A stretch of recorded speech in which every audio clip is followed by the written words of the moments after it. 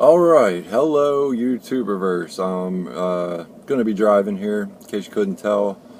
So please excuse me while I try and keep my eyes on the road while doing a little distractive driving. Right now it's the next morning after I made that first terrible video that was way too long, and I had to upload it in 4 pieces. But basically, I'm gonna apologize for that. I've enabled longer videos. I don't know what that means, if I'll be able to upload a 50-minute video or if I'll have to split this one up into a million pieces. But I just wanted to check back in, let you know, this is the same exact person that was in the other videos. It's the next morning. I was up till about 5 in the morning trying to upload that shit, and I slept 3 hours and got up and went to church this morning. My head is pounding. I'm still kind of clammy. Haven't eaten yet today. Drinking a coffee right now. But you know what? I'm doing all right, and I want to get back. I want to get back to the taper thing again, because it's really worked for me this time. It really has, and I'm probably going to just keep talking about it in every video, because I don't know how many times I've tried to taper down each day and try and save myself the pain or any kind of serious withdrawal, and it just wouldn't work. It's hard because you just keep eating another piece thinking you're going to feel better, and it doesn't work out. So like I said, I went from 16 milligrams a day to 2 milligrams a day for a week, and then 1 milligram a day for a week, and then right now I'm completely off. I'm jumped off. I'm on day 5. I feel like crap. I can't sleep. But like I said, with this taper, I still have my stomach. I can still get up and go be in public and not be a complete mess. I'm not losing my mind. Part of that's mental game, but mental game's hard, and physical realities affect your conscious being, and what's going through your head. And I feel like whatever punishment I'm going to go through this week and next week isn't going to be nearly as bad as me dropping off completely, right away. So I got to split up the withdrawal. I got to cut it down so much that I really went through some of the worst of the withdrawal, but not all the withdrawal at the same time. And that's the one thing I'm trying to explain here with these videos. And the taper being one of my wins is, I didn't overwhelm myself with too much, but I didn't do so little that I'm not getting it done. And please excuse my distracted driving. I'm trying to get it, get some stuff done and get some videos up, get more comfortable talking, in front of a camera. I can't see my speedometer right now, so I'm gonna just, try and not get pulled over here while we make this video. Occasionally I'm gonna be looking down at my GPS.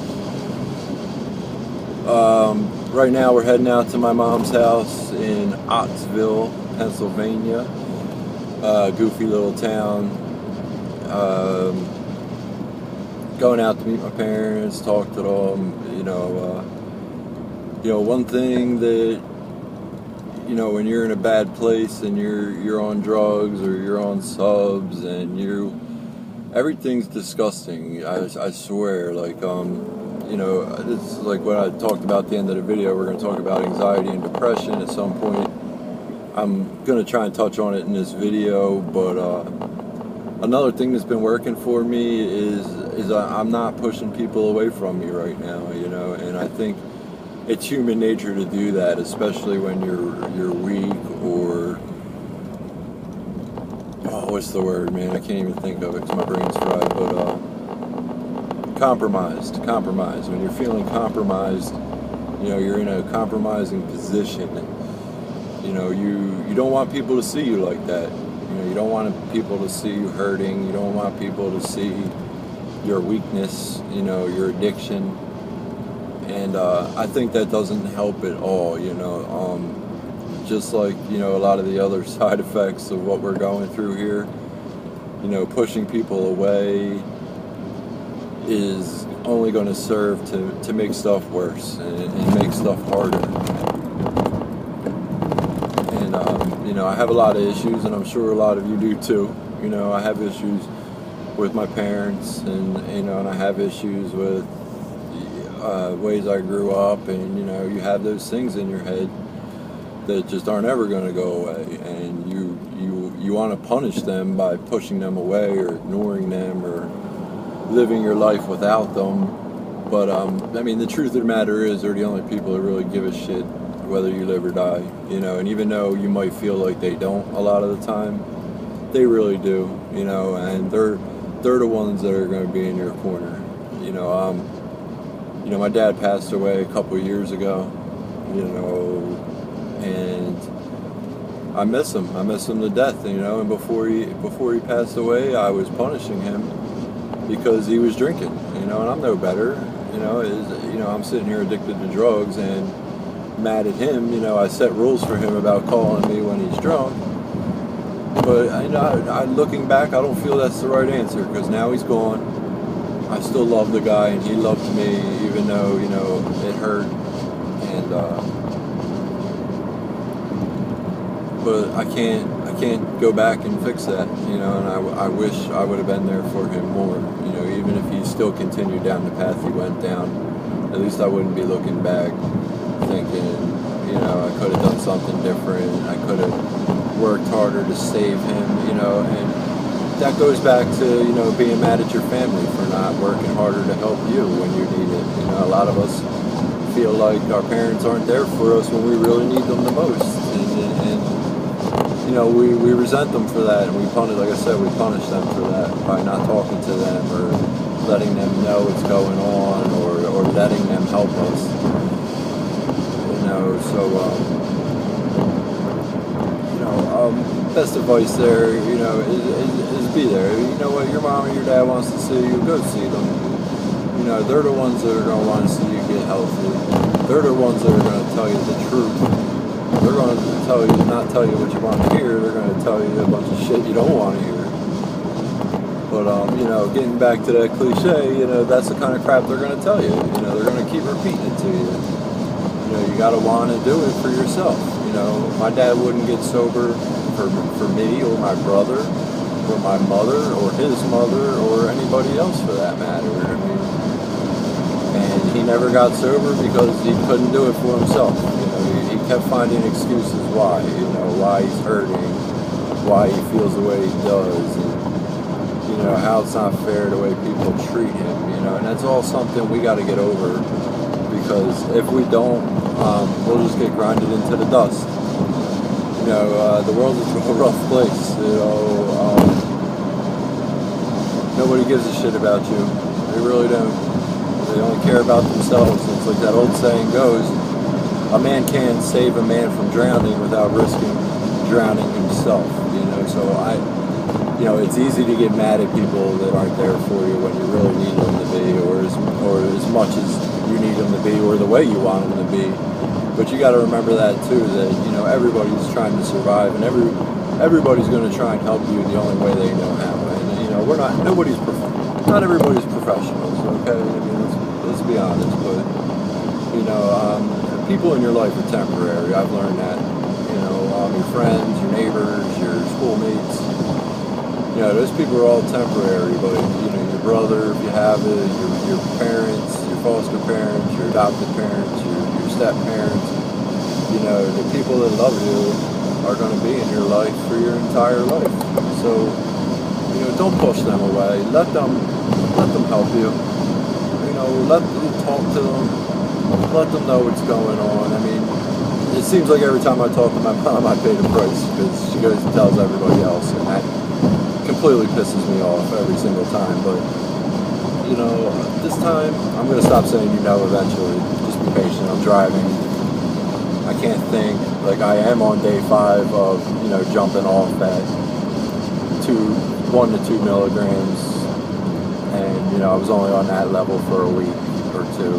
So I'm still really going through probably day 10 of, really going off my full dose. So my brain's hurting and it's scrambled, and the anxiety and the depression's there, and it's a hard thing to fight. It's a really hard thing. But like I said, cutting that dose down and not going at it all at once helps with that part of it too. You don't feel like you're going to fall the hell apart. So your brain actually, you wake up, you got all this energy, you're sweating like crazy. But you can still eat, you can still walk. Sorry about that. GPS is telling me I gotta get off here. I'm on the highway.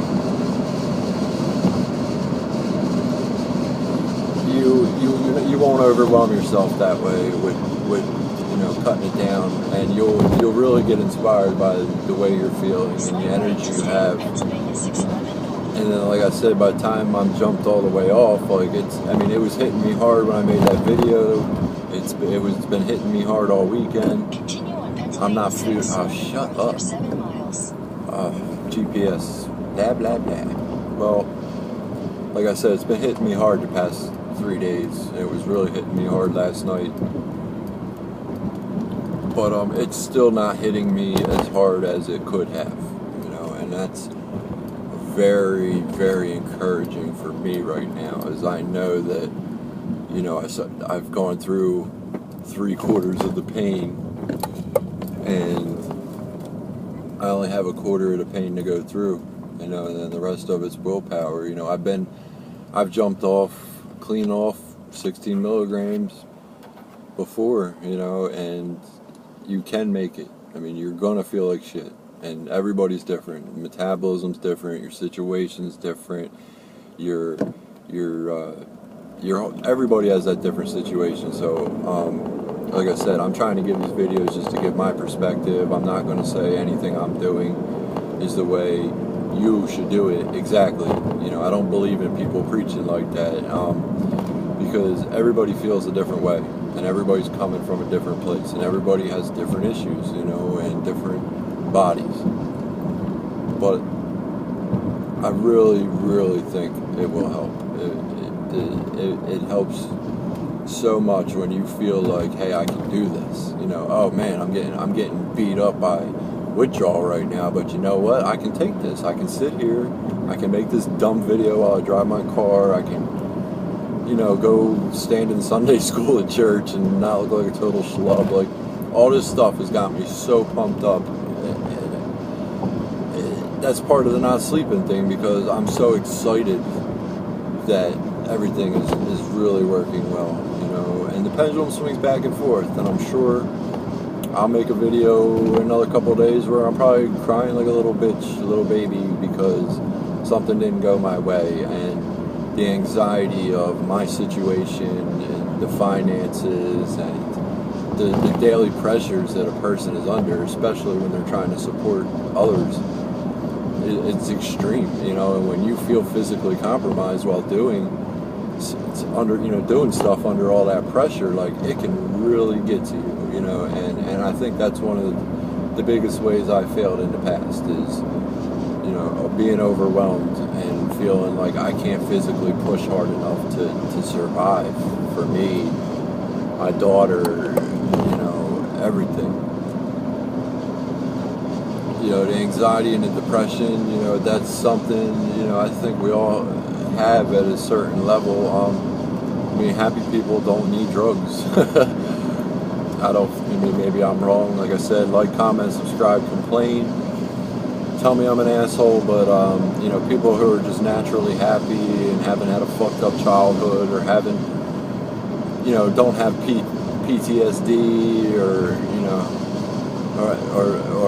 happy and healthy and living in a good situation, those people might get bored and do drugs, but I feel they're a whole lot less likely. I think a lot of us are predisposed for depression. I think a lot of us feel more than others, and empathetic people, I'm one of those, and I think those type of people really hurt the worst, by what the world is and does, some people are oblivious, and they can let stuff go and move on, But, you know, when you've been through a lot in life and then